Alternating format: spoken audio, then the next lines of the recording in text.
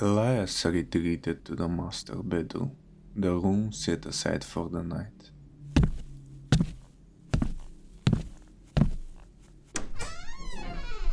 It was a big bare space, just a heavy iron bed with a bedside table beside it and a wardrobe, standing like a sentry in the corner. On the far wall hung a large ornate mirror, the silver backing gone dark in patches. The lantern in his hand flickered once and died. For a single second, the room wasn't dark. A warm amber glow pressed down from above, the same color as his lantern, the same quality of light, but sourceless. No fixture, no flame, just that familiar warmth coming from somewhere the ceiling shouldn't allow. Then, between one blink and the next, everything was back to normal. His lantern burned steady in his hand, the room exactly as it had been. Static discharge, old wiring in the walls. He didn't write that down. He sat on the edge of the iron bed, the springs complaining under his weight.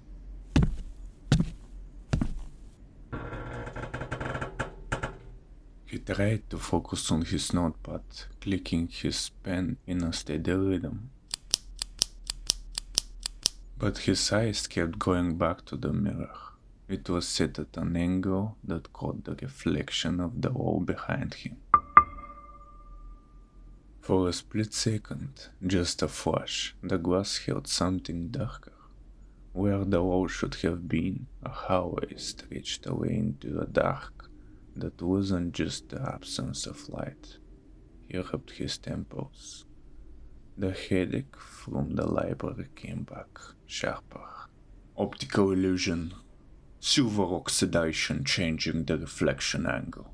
He stood, closed the door, and turned back to the room. The ticking of the pocket watch in his pocket suddenly felt loud. Stop it! Too fast for a vintage piece, uneven, frantic, like a heart skipping beats. Elias walked to the bedside table, pulled the watch out, and dropped it hard onto the bedside table.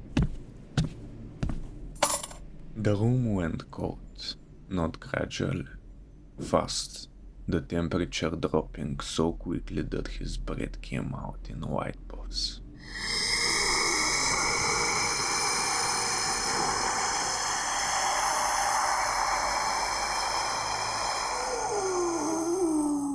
A sound drifted from the corner of the room, not a creak, a wet rag breath drumming. Elias went still, his hand hovering over the lantern. He wasn't alone.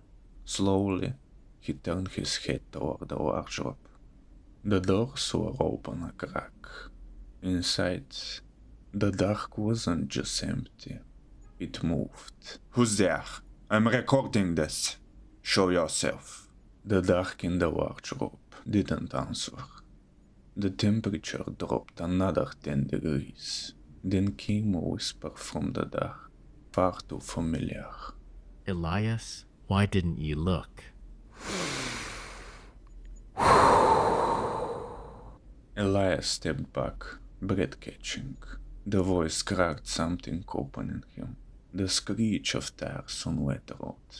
The smell of gasoline and burnt rubber. A child's laughter cut short. He gripped his voice recorder tight. Auditory hallucination. Infrasound affecting the auditory cortex. You said you were watching. You promised. The whisper wasn't coming from the wardrobe. It was coming from beside him, from the mirror. Elias spun around. The glass was no longer showing the room. The condensation had cleared, and in its place was a scene that stopped him cold. A car, underwater, black water, and outside it, him, hammering on the window. Elias fell back. No, this isn't real. It's a projection. Gas leak. Carbon monoxide. He scrambled to his feet and lunged for the door, needing air, needing out. But the hallway beyond had changed. The same dusty corridor, but Thorne's now pushed up through the floorboards, twisting toward the ceiling. The house was alive, and it had closed around him. The pocket watch on the table started ticking louder. The sound climbed in pitch until it was a scream. Help Help us. us. A wave of voices together. His mother, his father, and the child he had failed. Not ghosts of the house, ghosts of him. The house wasn't hunting him. It was holding up a mirror to everything he'd buried.